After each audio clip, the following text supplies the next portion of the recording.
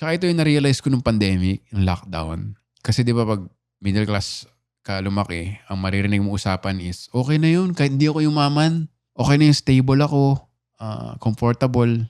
Tapos, nung nagka-pandemic, nare-realize mo na stable. Hindi pala stable yung stable. Di ba? Kasi para maging stable ka, kailangan may extra ka talaga na wala ako. Na yung may reserve funds ka for 6 months daw, ganun. So, isip mo, may reserve funds tayong lahat. Pag may lumabas na theater show, madali ka magbayad. Anyway, di ba, nung pandemic, sabi nila, stable naman ako eh. Sabi nag-pandemic, wala silang trabaho ng 2 months o yung business, kailangan. So, yung stable lang ay hindi stable kasi ang dali niyang mawala. Kaya yung savings rate sa China parang 40% or something. Giipon talaga sila eh.